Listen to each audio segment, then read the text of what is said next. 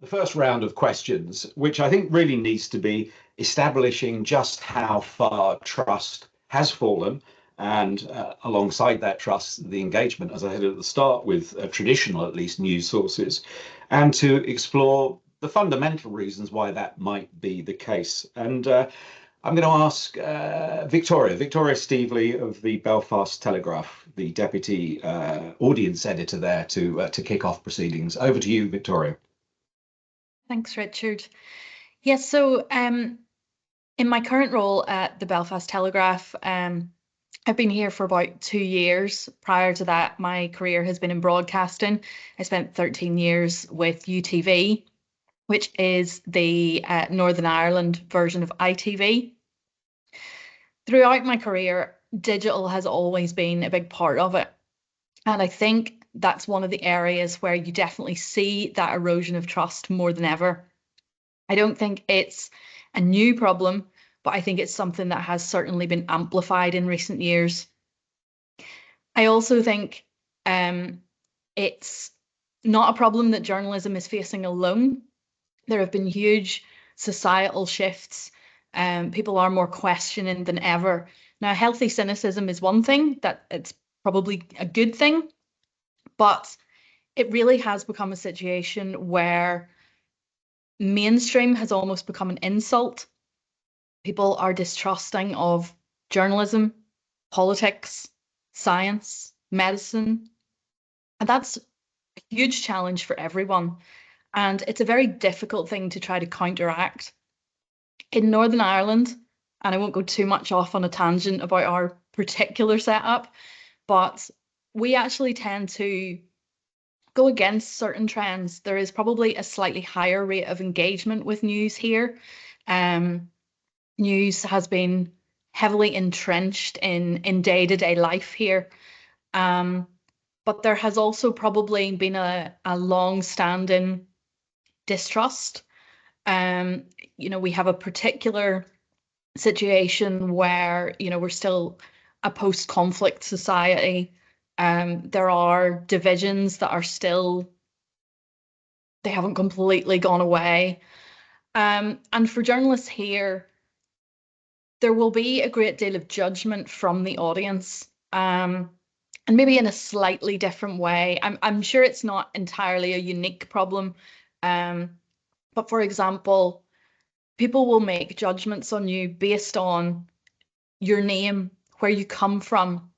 From that, they will judge what your political background or political interest might be, what your religious background might be. So if you're reporting on something and you're striving to be as impartial and unbiased as possible, there's still a huge part of the audience who will think they know what your personal beliefs are and how that colours your reporting. So that's something that we have always had to have in mind, and something we have always tried to counteract. So given the rise of the digital sphere and social media platforms, it's kind of there's pros and cons to that. On the one hand, I think the audience feels closer to journalists maybe than they ever have done before. There can be benefits to that. There can be negatives too. So I think for journalists now, there really is that, you're trying to mitigate against something that has risen largely through social media and certainly been amplified by it. But you can also use that to your advantage to try to regain trust, to be open and transparent with people. And I think that's going to be key. Sorry to interrupt there, Victoria. We'll come back to how perhaps digital can be the solution to the problem that it has perhaps worsened, as you suggest. But let me move on now, with your permission, Victoria, to Daniel for his initial take on this. The question really, how far has trust fallen? How far has engagement fallen, and what you think, Daniel, from your perspective in Germany, the reasons behind that worsening of trust and engagement, where that comes from? Yeah, hello everybody. I would say the most discussed topic in Germany right now is the nearness between politicians and journalists. I don't know. So a lot of people say journalism in Germany is not independent anymore. They go as far as that, I would say. And the influence of the reigning politicians, is very big on them. And the politicians are like, they only bring things out that are whistled to them by politicians. And this is a thing, I think, at the moment, that is criticized a lot. And is that a reality or is that a perception, do you think, that people have? Really too close in your view, the proximity between politicians and those who report on the journalists, or is the distance between them pretty much the same as it ever was, but people's perception is that they're all the same, cut from the same cloth, one might say? I would say both. It's not only perception, I would say. Don't ask me why. I don't know. But I think in the past there was a bigger distance. Yeah. Okay. Well, let me turn then for Pip Tomson's first response to that, because as I said in the introduction to you, Pip, you've worked most recently for GB News, and there the divide between politicians and journalists has been completely blurred in the sense that you've got politicians who are working as journalists, in effect, as presenters on that station. So it's impossible for the audience potentially to differentiate between the role that they're speaking in. Are they speaking as a politician? Are they speaking as a journalist? What's your take? Hello, everybody. Yeah, I mean, very interesting what you say there, Daniel, because here in the UK, we actually do have politicians presenting news programmes. They're not allowed to deliver breaking news, but in an evening, shows back to back, you might have Nigel Farage presenting a show, hotly followed by Jacob Rees-Mogg. Now, Nigel Farage, whatever you may think of his views, I think is a very good broadcaster, very capable. He actually knows where the line is, certainly as far as the regulator Ofcom is concerned. And he doesn't actually have guests on his show that always agree with them. But I think when we talk about trust, I think there's also a question to be asked about whether people are actually discerning enough. So whether people tune in to channels like GB News purely to have their views endorsed. That's why they watch these programs. So actually people should ask more questions and look at channels, look at who they're owned by, look at the newspapers, look at who the proprietors are. Because most of them do all have agendas. And if you don't like, the newspaper or the news channel, you've got plenty of others that you can watch. So I think maybe people do need to ask more questions. And I come from local newspapers, and that is where I think there was that maximum trust. It was grassroots reporting, talking to people face to face, hearing their stories firsthand. So the responsibility, you seem to be saying, for rebuilding trust, for re-engaging people, doesn't just lie with journalists and broadcasters. It also lies with the audience, who you suggest should be more discerning. Just as a quick aside, you mentioned Nigel Farage. For those watching from outside the UK who aren't perhaps as familiar as we are with UK politics, he is Reform UK leader and a current politician, Jacob Rees-Mogg, a recently former Conservative politician, both broadcasters on GB News. That discerning audience point, perhaps I can throw to you now, Naomi, because you're the non-journalist in the on the panel. You're the founder of Tickaroo, which is helping journalists, of course, engage with their audiences. But let me ask you, in effect, as a member of the audience, as a consumer of journalism, do you feel you are discerning enough? Your friends, your colleague, your family are discerning enough? Has Pip got a point there? And what do you think the reasons for this lack of trust are? Who's to blame? Is it us journalists, or is it you in the audience, or is it a bit of the both? As always, it's a little bit of everything. It's always a mixture between factors. And what I've seen, like from my perspective at a tech company, but also as an audience member, is that the formats have changed a lot. Formats to get news, valid news or invalid news, they have changed a lot. It's faster. You can get them everywhere. You can get them on social media. You can get them via your publisher as well. And it's hard to distinguish between what is fact-based and what is not. And as far as I have perceived it a few elections ago, it was just solely reporting on the results, reporting on the election day.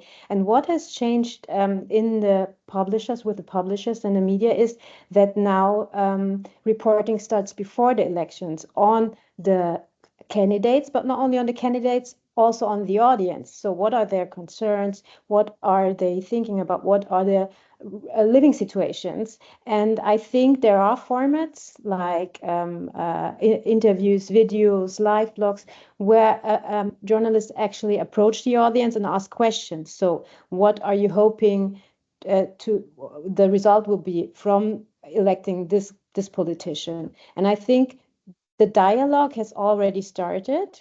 And I think the loss in trust came because so much was changing in the formats, and people got so many informations, but also had the chance to give comments. But now this is coming to the publisher side as well. And I think what's happening now, and I'm very positive about it, is that journalists are taking on the dialogue. So they're also challenging people with the formats. Do you have any questions? Who should we interview? Can we make a video of your situation? And I think that's a really important point that has started, I don't know, like maybe 2 years ago, and it's that we have seen with publishers we have been working with in Germany, Europe, and I think this is a trend that's ongoing. And also people talk about the audience first approach, and I think that can also help to regain this trust. Okay, well, that audience first approach also mirrors the digital first approach that I know that the Belfast Telegraph, for example, has adopted. And that ties in with something you just said there, Naomi, which is that the news has to be delivered faster, doesn't it? It's an incredibly competitive marketplace. And I just wonder, Victoria, whether the speed with which you need to get stuff initially into the online version of the Telegraph, and then much more slowly, of course, relatively slowly into print, whether that speed factor has created the erosion in trust, and whether there's something that can be done to, as Naomi was suggesting, perhaps entering into a dialogue with the audience to re-establish that trust. But is it speed that's part of the big problem here? I think sometimes if journalists aren't careful, there can be that rush to publish too quickly. And then if you do get it wrong, that obviously does not go down well with an audience, and yes, could impact on trust.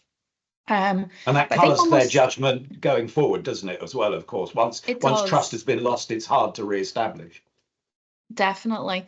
But I think almost another factor is that if you're not quick enough in certain situations, you're allowing a vacuum to exist where people don't know the truth of what's happened. Rumours can start very quickly about what people believe to be going on, and sometimes the speed of publishing can almost, I think you have to be quite transparent these days about what you do know and what you don't know. And sometimes that's almost as important. Sometimes we may not be able to tell people exactly what is going on in the moment, but we can step in and say, well, we know that this wild rumor is not true. And I think that's something that journalists have had to get to grips with, because there can be you don't really want to give credence sometimes to something particularly wild by addressing it. But given the way that social media operates now, I think if there isn't a responsible voice in that conversation, it will just continue. And that's when you get misinformation and the spread of things that just aren't true. You know, I'm thinking in Northern Ireland terms, we might be aware of something that's very loosely referred to as an incident. That could be literally anything, something that might quite quickly become a fear, a bomb alert. So it is important to tell people exactly what we know and what we don't know, and it can sort of filter out to broader subjects. But I think, yeah, the balance of when you publish, and it is something that we have found particularly helpful around, you know, using Tickaroo and a live blogging platform to be able to give people short bursts of information. And actually it gives our reporting team the time and space. You know, we can get a couple of lines out there to inform people, and it feels like there's not quite that same vacuum, but we have a breather to be able to go away and come back with something more comprehensive, or reaction on the ground, whatever it may be. So I think that is a very useful tool in the arsenal to be able to respond in a timely way. Yeah, fascinating that you mention, you know, being the responsible voice in the conversation, because the conversation will be happening irrespective of whether you're in it or not.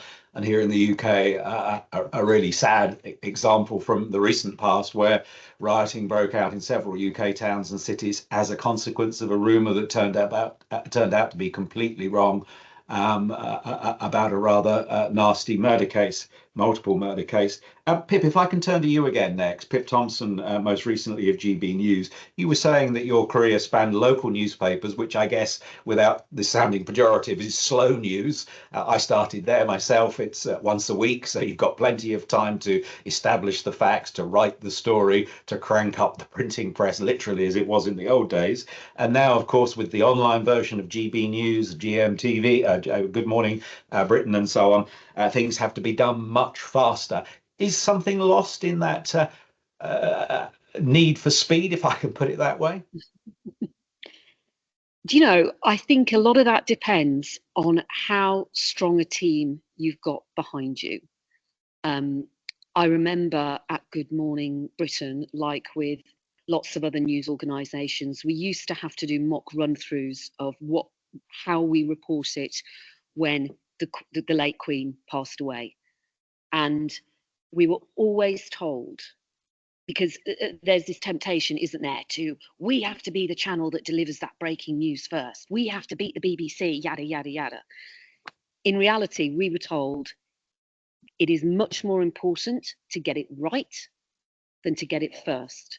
Because if you get it wrong on a day like that, you know, when the whole country is in mourning, that's what you're going to be remembered for. And that could, you know, really destroy your programme. And I've never forgotten that. So wherever I've worked since, you have to have that strong team behind you who know that they have got to check facts. They can't just believe what they see pops up on CNN. Daniel, I guess for you, your clients as a press agency, you're providing news, you're providing copy to the outlets that are, if you like, directly in touch with the wider public audience. They expect you to deliver stuff quickly. Your reputation, your business, I guess, is based on that to an extent. I wonder how you have experienced that increase in the pace of journalism in the recent past. Yeah, this makes work much more difficult, I would say. And this is our claim or motto or whatever for centuries now. At DPR, we say, be first, but first be right. This is the most important thing, because trust is the most important thing for us. In Germany, you know, our customers, the media, and also the people on the street, they say, when DPR is written under it, we can trust it. And that's why we also, for example, have like new units in our company, for example, like fact checking, and also units with more tech, AI and stuff like that, to gain more speed, you know, to check things faster, to get our products faster on the market. As I said in the beginning, it's like a horse race, you know, which horse is the first one. And of course, as journalists, we also we want to be first. We have also our, we push ourselves to be first. But we can never lose our this motto, you know. It has to be right, and this is the baddest thing that can happen. That we have news, DPA news, who are wrong, and this is always something that has to discuss in the aftermath. Yeah, you were saying in your opening response, Daniel, that people had blurred the line between journalists and politicians. I think I paraphrased for you, but cut from the same cloth, I think I said. That being the case, how can Naomi's suggestion that you have an audience first policy, how can establishing a dialogue with your audiences, whether that's the audience of your customers or you think of your customers as your audience, how can that dialogue, do you think, help differentiate politicians, to re-differentiate politicians from journalists, and to see that they aren't necessarily all cut from the same cloth and therefore can't any of them be trusted? Yeah, I don't know if there's a real dialogue, but we have to make or increase, I would say, transparency, how we work. And this is that is not true that we're sitting together with politicians discussing things, and the politician says to us, okay, you can write this, and you know. So we have to make clear that we are critics of politicians, and I don't know how to do that, you know. I'm not sure, because there is no real dialogue. The people consume media, you know, and it's on them to decide in which direction are my thoughts, you know. But perhaps that's it. And let me come back to you, Naomi, because this audience first policy is worth scrutinizing a little bit more. Daniel's right to the extent that historically, at least, news has been something that we have pushed out to people. You know, you're watching the news, the BBC, Sky News, GB News, whatever it is, and there hasn't been much, if any, of a dialogue in the opposite direction. Of course, social media, digital, enables that, facilitates that two-way exchange much more closely. And perhaps that enables journalists to see audiences to see journalists in a kind of more accurate and truer light, and therefore able to differentiate between politicians and journalists, and to see that they aren't all the same. Is that the essence of the Tickaroo live blogging platform, that you can actually have a proper dialogue, almost a conversational dialogue with audiences? So I think you talked about the news not being in crossfire so much. I think there was not much of a competition before. So people had the chance to go on social media to write their alternative news. And I think that's where the competition came from. So I think media is in a slightly different position now. They have to re-establish the trust because they're in competition now. And I think a good way how also Victoria mentioned that social media has shown us in a positive ways to create a dialogue. And I think it's really important that all the voices are heard, like not only particular topics are covered, but all topics are covered that are relevant for the audience.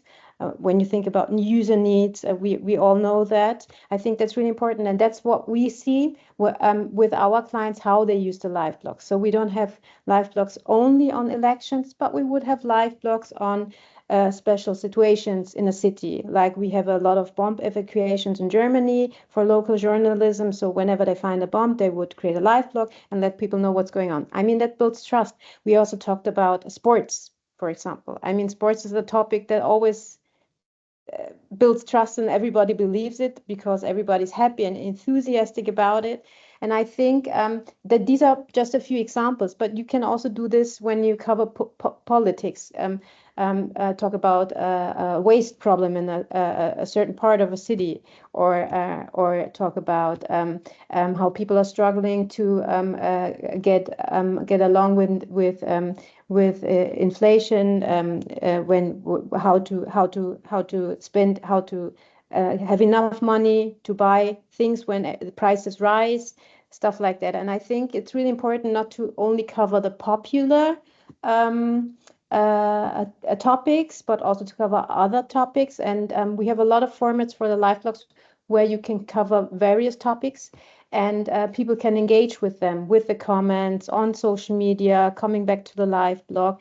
And also another point is that I think, or I've perceived that the audience sees on a live blog the journalist as a journalist. So they don't see, obviously they know what publication they're reading, but still they see the journalist as a human being that is giving them news, which they like, and also they feel like they can see post by post how this process evolves. So they're watching them while they work, And which also builds trust. Seeing the person in the round can help, doesn't it? Because I guess we do tend to trust our friends. We tend to trust people we know more.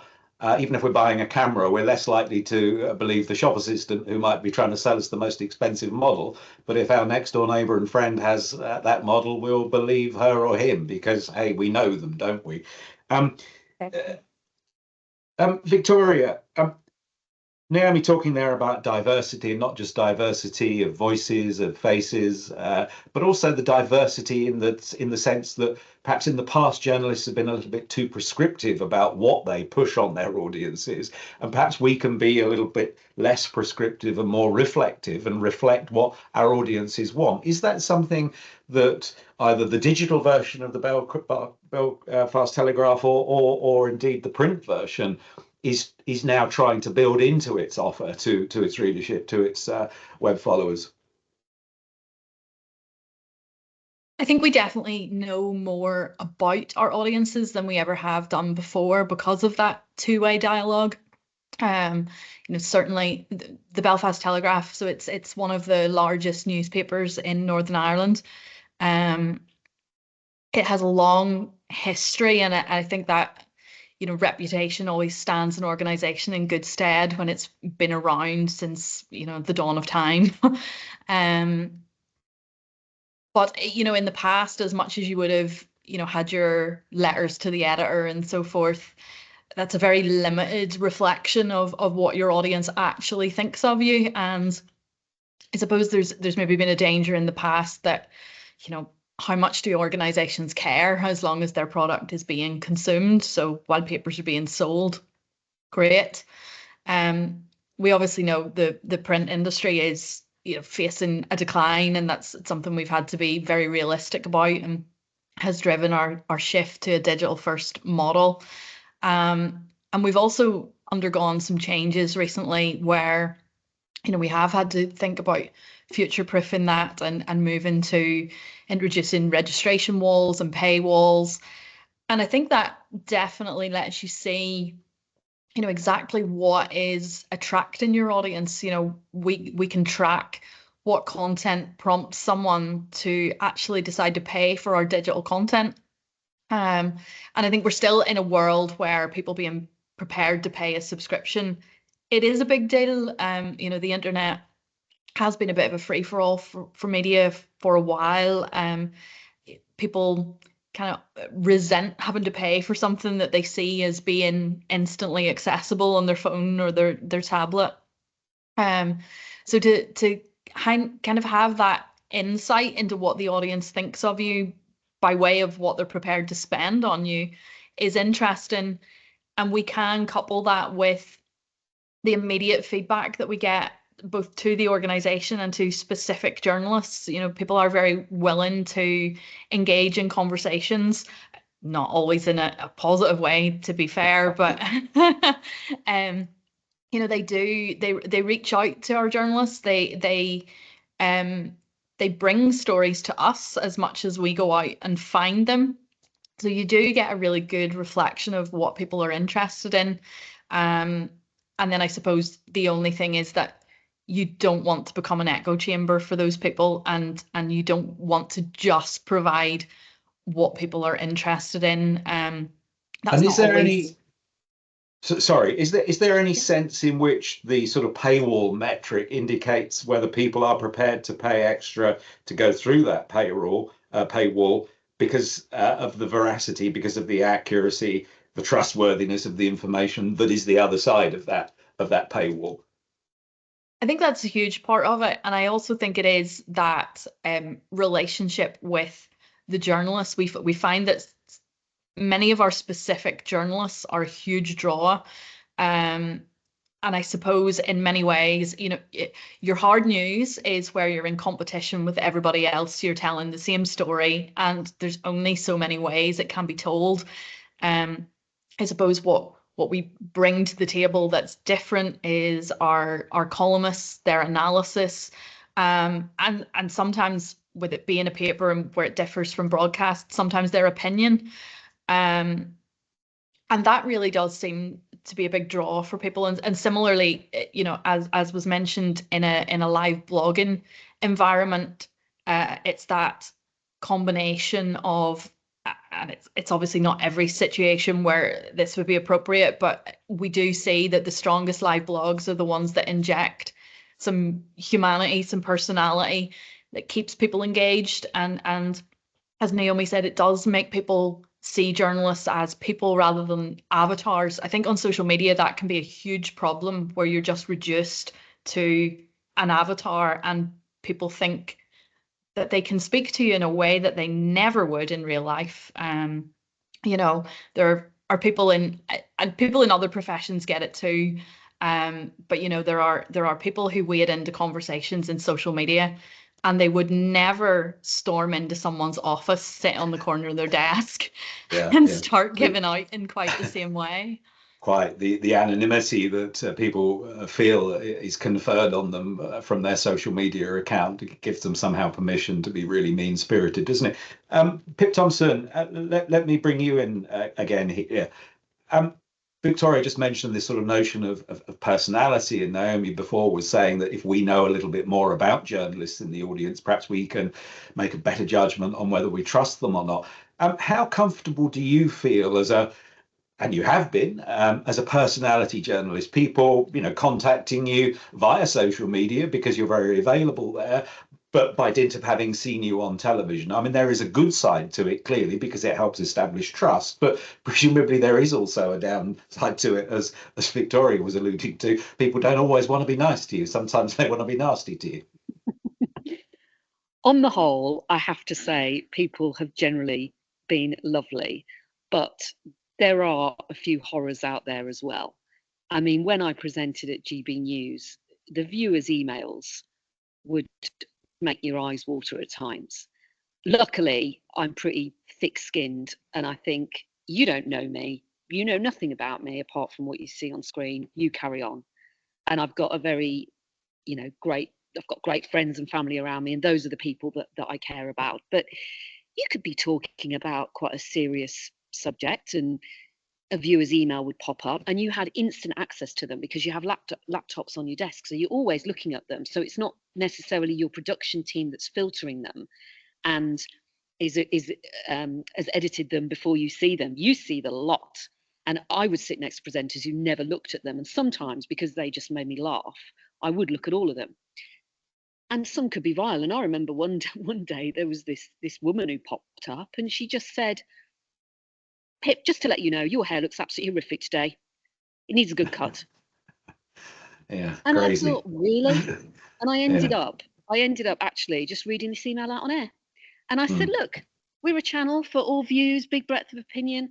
Come on the show and chat to me and sit next to me, and let's talk about how I should change my hair, shall we? Yeah. Never heard from her again.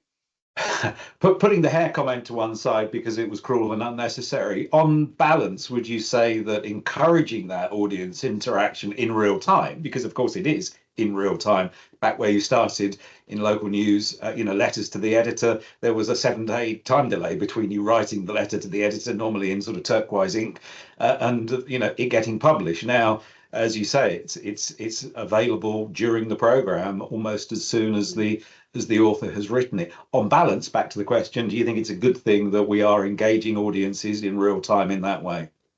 Absolutely. Viewers love being name checked. They love that where the place where they live being read out. It means so much to them because then it feels like they are valued, and that keeps that relationship going between the program and the viewer. But I think what you have to do is, if you say, we want your views, let us know and we'll read them out, you have to make sure you do it, because people feel tremendously left down if you say that and then you only read out two opinions during the programme. But again, you then have to be very, very careful, because those opinions that you read out, you've got to read out, you know, a varied selection of them. They can't all be 5 saying the same thing. No. Okay. Well, that seems the perfect point to mention Johanna and Andrew and Karen and Devon and Neil and Jen and Mika and all of the other names that I can't quite see because there are so many people in on the meeting. But hey, look, if you've got questions to ask, if you've got points to make, don't be afraid. Preferably not about my hair or Pip's hair for that matter. We can't see Pip's hair today thanks to a little technical blip, but you can see mine. So no comments about my hair. But anything else, questions to ask, by all means do stick them in the meeting chat, and we'll do our very best to engage this audience on the matter in hand today. Daniel, the role of a press agency is slightly different. You are, as we've established already, at one stage removed from the big audience. You've got a slightly smaller but very significant audience of customers. Are you hearing from them that they want copy that almost, if you like, encourages user interaction, reader, viewer, listener interaction? I think back to my early days of journalists. Sometimes we were asked to write stuff that was deliberately provocative in order to try to foster some kind of engagement with the audience. Still accurate, but deliberately provocative to get those turquoise letters to the editor and so on. No, this is definitely not the case. There are no customers who want stuff like that from us. News, not opinion, no influence. This is they do not want us to change. They want us to do it exactly like we did in the past. Okay. News. But of course, very many programs now, and your customers presumably included in print and other forms of journalism, do blend news with opinion. And I wonder whether, and this is a question for you, Naomi, first of all, whether it is difficult for us in the audience to actually differentiate, come back to that word again, between what is written definitely as news and what is actually somebody's opinion, and therefore may not be factually accurate. Do we make it clear enough, even perhaps, I don't know how you differentiate it on a Tickaroo live blog, but differentiating between someone's opinion, somebody's unverified eyewitness account, and the facts that have been established and hopefully verified with a second source? So I think, as Victoria mentioned, it's really important to be transparent. As a journalist, that is my opinion, and this is what I researched, or these are the facts that I researched and how I got them. Like, I think that's really important, but also from the audience side, what people are practicing is, even if they always look behind what's said. So they're more suspicious than they used to be before because of this competition I talked about. So I think even if you say that's my opinion and that's the fact, like also Daniel mentioned, some just won't believe it. That brings us back to the trust issue again. And but I think it's important for journalists to label that, to be authentic and to be transparent, and to say, okay, that's my opinion and that's the fact, so that audiences can regain this trust and can learn. And also on the live blog, what we see there is that sometimes people just write, okay, this is the situation, this is going on, it hasn't been confirmed, this is what I'm observing, please stay tuned. And 2 posts later, they can make a correction and say, okay, now I know what happened. It has been confirmed by the officials. This is what exactly happens. And I think this is something that the audience also appreciates. They appreciate it and say, okay, at least you're transparent, so I can trust you. Yeah, yeah. And that transparency may also include, Victoria, having the audience sort of see behind the scenes, to lift the veil on the business of journalism so that people understand how we go about reporting and how we try to establish the facts from our hopefully objective but never quite objective position. So that perhaps builds trust as well. Let me also ask a question of all of you so that you can ponder this while Victoria's answering my question around transparency and authenticity. Question from Jen. Do any of the speakers have any specific examples of election or political coverage that has helped to build audience engagement and trust? So ponder that question from Jen, whilst Victoria, transparency, seeing behind the scenes, seeing how journalists works, seeing under the bonnet, so to speak, really, rather than the sleek Jaguar roaring down the road of journalism. That is something I've always found that audiences love, just that notion that they are seeing something, and it's going to sound a bit silly because obviously if you're showing it to everyone, you're showing it to everyone, but I think it still feels like something that not everyone gets to see, if that makes sense. And it probably does help us as well, just in terms of being seen as humans doing the job. But whether it's, I mean, for example, one of our most senior reporters, our Northern Ireland editor, he actually writes a newsletter which people have signed up to and then is emailed out to them at a specific point in the week, every week. They know to expect it. And it's quite often, because he does a wealth of coverage from, news analysis. But his newsletter tends to be behind the scenes of how he does his job. And I think people really, really appreciate that. And because it's him, so it's our Northern Ireland editor, Sam McBride. He's seen quite often on television. He's on radio quite often. He'd be called on by national outlets as well to reflect on issues particular to Northern Ireland. And for them to hear the circumstances in which he has to operate. And he's also tried his best to shine a light on some of the things that I think makes the relationship quite difficult in terms of that transparency and trust, because sometimes there are very good reasons why you can't say something. It could be legalities around court coverage. It could be that there's a live situation involving police concerns for safety, and there can just be various reasons why you can't at that exact moment paint the fullest picture. And there can also be reasons why, and kind of going back to something Pip said about when you're showing people's opinions, you have to get a balance. But there will also be people who send in things that in their mind are perfectly fine to say. And you're looking at that as a journalist or a producer and going, I can't put that on screen. We will get in so much trouble. And they don't understand that. So then it becomes, you're not showing my view because you're biased and you don't like what I'm saying. And it's like, well, could you maybe say it without swearing wildly, libeling someone, whatever it may be. Yeah.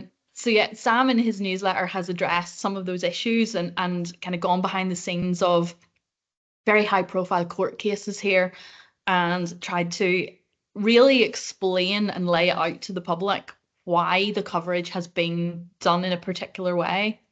And I think that is really helpful. Now, does everyone listen or take that on board? No, but I think it does give the public a better understanding sometimes of the mechanics of journalism. Yeah. Right. Anybody, hands up from our studio panel if anybody's got any specific examples. And I guess perhaps Germany has been the most recently involved in elections. I think you had some at the weekend, didn't you, in one particular state? So I don't know whether you want to put your hand up here first, Daniel, or whether you're keeping them firmly out of shot on your knees there. This question, specific examples of election coverage, political coverage that has helped build audience engagement and trust. And then I'll come on to another audience question as well. So we had a very good example by a customer who made a series. They also won a prize for it that was called 49, the 49, die 49 in German. And they picked 49 people and tried to make a study to represent all socioeconomic backgrounds in Germany, so like everyone. And it was for the last national election and before it, and they just presented the people. So how they live, what their jobs were, what their living situation was, and what their political opinions were. And they created a whole format with videos, people talking to each other. So what they showed their audience was actually who lives here and why do they think the way they do. And I think that was a really, really nice example of saying, okay, we represent, or we are here for everyone, like we are here for everyone. And also we want the dialogue, because often you have like the pro and the con side. And I think it was a really good example of trying to bring opinions together to discuss differences and the why behind the Generation Y. I'm Generation Y. The why behind the differences. Sure. And I think in the past, the inclination of journalists, not in the recent past, but perhaps in the middle distance, the inclination of journalists has been to sort of design some kind of composite person, a kind of avatar, if you like. Mondeo Man springs to mind here in the UK, the Ford Mondeo car, and the sort of person that might drive that as Mr. or Mrs. Joe Average, and to report politics through the lens of that individual who was really not representative. So 49 people are going to be much more necessarily mathematically much more representative of the wider audience. And let me just bring in a question here from Neil Christian. I hope I've got your name the right way around there, Neil or Christian. Young target groups, so young members of the audience, are consuming less and less traditional media and are getting their information on platforms like TikTok. Of course they are, yes. What strategies do you see, panel, for winning them back? Indeed, is it possible to win them back, or do you have to be on TikTok? I don't know. Pip, are you, GB News, Good Morning Britain, were they all on TikTok? Did you have to do TikTok shorts in order to engage younger people? I never did TikTok. I'm sure probably Piers Morgan did or does, because he's a social media addict, and fair play to him. But actually with TikTok, that is where it does get so much engagement with young people. For example, I was sent to a school. It was A-level results, so 17, 18-year-olds getting their big exam results. And I did a live broadcast at 8 o'clock in the morning where we had 4 students opening their results live on air. Now, unbeknown to the audience, these students had been carefully picked. We do welfare checks before they come on the show. We had this one lad who opened his results live on air, and I said to him, what are you hoping to get? What grades? And he said, oh, I'm hoping for 3 Bs. He opened his results again. Remember, this is live television, hundreds of thousands of people watching. And I read out his results and I went, okay, you got CCD, but you've got an unconditional offer. So that's brilliant. And he was like, yeah, I'm perfectly happy. Great. What gets clipped up for TikTok and gets millions of views is, I'm looking for 3 Bs. Okay, you got CCD. Cut. And then I became this demon, this awful woman all over TikTok who'd almost killed this guy by getting him to open his results live on air. And I had my nieces messaging me. I had so many people contacting me, and I'm like, TikTok? I'm not that familiar with it. And I don't really want to be honest, because it just shows you how that sort of 10-second edit can put a completely different unfair slant on something. And almost back to where we started, thus ever it was, I think, Victoria was saying right at the start, decontextualizing, in a much greater way now with the 10-second clip on TikTok, with 20-second social media videos and so on YouTube. So it's always been a problem. How do we bring context to our audiences so that they can understand the bigger picture and not criticize people or journalists or fail to trust journalists because they're seeing the smaller picture, which is very, very misleading. So we've got 2 or 3 minutes left, and I'd like to sort of have a final round of questions and fairly quick responses from you each, if I may, as a consequence of the 3-minute timer. How hopeful are you that we can restore trust amongst our audiences and properly engage them, so that when there's next an election super year, I guess 4 years' time might be the next big one, and another 3.7 billion of humankind go to the polls, there will be a better background noise. We won't be thinking that democracy is suffering an existential crisis. Who wants to go first with their final thoughts of hope or doom? I have a lot of hope, to be honest.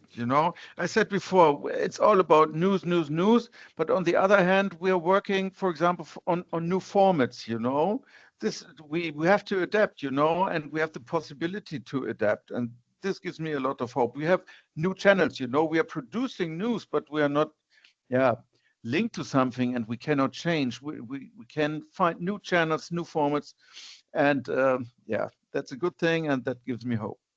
Adapt or die, but the constant behind that adaptation will be, from what you were saying, Daniel, news. That won't change, but the delivery methods and how you end up doing news will be changing.